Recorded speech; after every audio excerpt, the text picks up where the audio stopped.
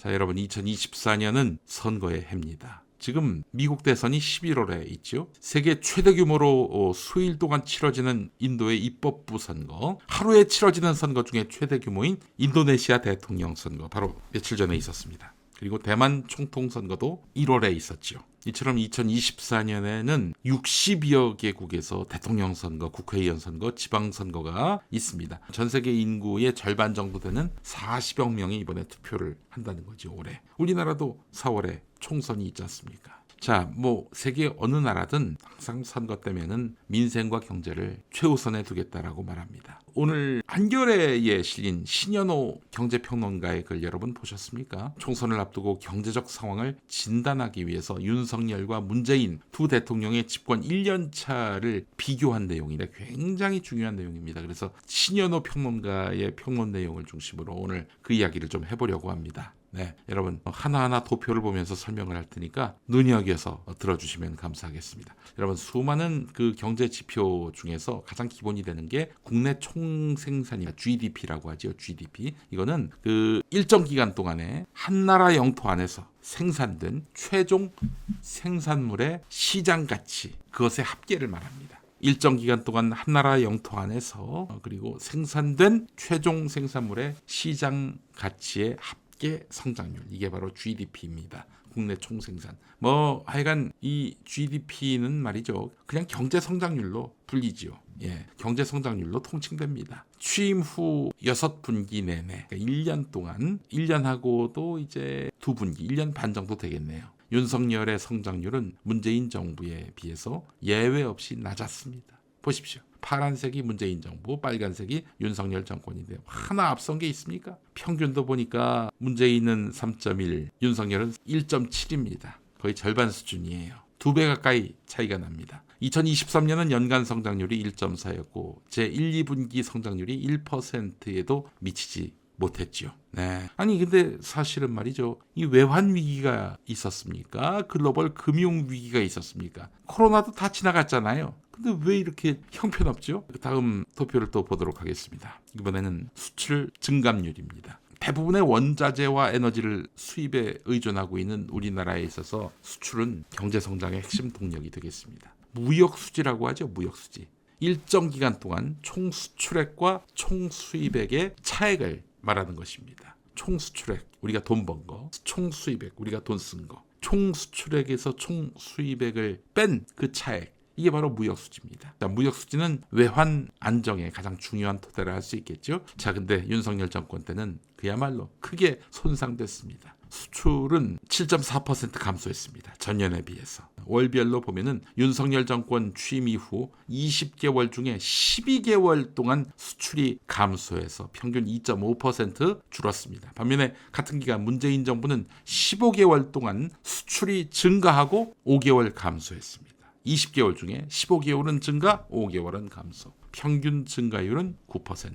보세요. 단번에 그래프로 아시겠죠? 자, 수출 증감률이 이러하고요. 다음은 또 뭐냐? 이번에는 실질 임금 상승률입니다. 우리에게 피부적으로 와닿는 그런 지표로 하겠는데요. 사실 경제 성장률이나 이런 것들이 좀 멀게 느껴진다면은 실질 임금 상승률은 우리에게 실생활로 다가오는 그런 사안이라 하겠습니다. 윤석열과 문재인 대통령 취임 이후 19개월 동안 늘어난 누적 일자리는 윤석열은 25만 3천 개, 문재인은 28만 개. 큰 차이가 없어 보입니다. 그런데 중요한 것은 실질 임금 동향입니다. 문재인 정부에서는 5인 이상 사업체에 속한 노동자의 실질 임금이 거의 일관되게 상승한 반면에 윤석열은 지속적으로 하락했습니다. 0에 밑도는 게 다 빨간색 아니겠습니까? 그렇잖아요. 또 0을 웃도는 것들은 되게 파란색이고요. 파란색은 문재인, 빨간색은 윤석열입니다. 참 심각한 현상입니다. 지금 장기간에 걸쳐서 실질 임금이 하락하고 있어요. 윤석열 때. 지금 우리나라 그 국민들이 자산이 있습니까? 뭐가 있습니까? 대부분 임금에 의존하는데, 그러면 생활 수준이 낮아지고 있다라고 봐야 되지 않겠습니까? 심각한 현상입니다. 이거 그냥 넘어갈 일이 아니에요. 경제 좋다고 얘기하는 사람들 주변에서 많이 못 보셨죠? 자, 그래요. 또 하나 더 보겠습니다. 이번엔 물가입니다. 물가 역시 윤석열 정부의 발목을 잡고 있는 요소 중에 하나다 이렇게 볼 수 있는데 취임 직후 소비자 물가 상승률이 6%를 넘었고요. 이후에 하락 추세긴 하지만 최근에도 3%에 육박하고 있습니다. 보세요. 빨간색만 저렇게 돌출돼 있잖아요. 전 기간 동안 단 한 번도 2% 이하로 내려온 적이 없어요. 여러분, 인플레이션이 뭐냐? 물가 수준이 지속적으로 오르는 현상을 인플레이션이라고 합니다. 반면에 물가가 지속적으로 낮아지는 건 뭐라고 그래요? 디플레이션이라고 하죠. 윤석열 때의 인플레이션율이 평균 4.3%입니다. 반면에 문재인 때는 대부분 2% 미만이었고요. 확실히 문재인 대통령은 2% 전후로 해서 물가를 잘 관리했었어요. 근데 지금 보세요. 윤석열. 이거 정말 참 하늘을 납니다. 하늘을 알아요. 이런 얘기도 하죠. 우크라이나 전쟁 때문에 이게 사실은 인플레이션이 전 세계적인 현상 아니냐. 또 고금리도 있고. 하지만 인플레이션은 그 자체로 소비자들이 직접 체감하는 지표 아니겠습니까? 선거 때 심판하기 딱 좋은 그런 문제라 하겠습니다. 자, 여러분 어떻습니까? 정말 심각한 현실입니다. 이 핵심 경제 지표를 쭉 살펴봤는데 윤석열은 경제 분야에서 매우 저조한 성적을 냈습니다. 경제 성장률, 무역, 실질 임금 이거 뭐 충격적이라고 표현해도 과하지 않습니다. 게다가 보수들은 날마다 그러잖아요. 좌파들이 경제를 모르고 그래서 경제를 다 망친다. 뭐 퍼주기만 한다. 뭐 이런 얘기 하잖아요. 필요할 땐 퍼줘야지. 지금같이 이렇게 국민들이 삶이 팍팍할 때 재정 지출을 늘려야지. 언제 지출을 늘려야 할지 그리고 어떨 때는 또 조여야 할지 그게 없어요. 그게 없어. 윤석열이는. 나라 국간이 지금 완전히 거덜나는 수준으로까지 망가지고 있지 않습니까? 조세 정책은 엉망진창이고 경제 성적은 충격적인 수준이고 이런데도 윤석열이는 총선용 감세 정책을 쏟아내고 있습니다. 그래놓고는 뭐 학자금은 뭐 최상위 10% 빼고 나머지한테 다 주겠다 이러고 있고 여러분 이거 지켜질 약속이 아닙니다. 이 미친놈들의 그런 뻥카에 속아 넘어가면 안 돼요. 이놈들은 진짜 대한민국을 망치려고 작정한 놈들이 아니고서는 해석이 안 돼요. 그렇지 않으면은 뭐 아무것도 모르는 놈들이던가. 저는 두 가지 다라고 봅니다. 이런 미친놈들의 시대를 종식시킬 힘이 국민에게 있습니다. 대선 때는 뭐 잘 몰라서 그렇다 하더라도 지금 2년 가까이 이 미친놈들을 경험을 했다면 이제는 가름말을 한번 타주실 때가 된 겁니다. 총선 때 그들의 약한 어떤 그런 사탕발림 여기에 넘어가시겠습니까? 우리 삶의 근간이 지금 무너지고 있다니까요. 오늘 지금은 좆바가 시대에 박시동 평론가가 뭐라고 했습니까? 지금 국고에 3조도 안 남았다 이렇게 얘기하고 있단 말이에요. 이놈들이 위기관리가 안 되는 놈들이에요.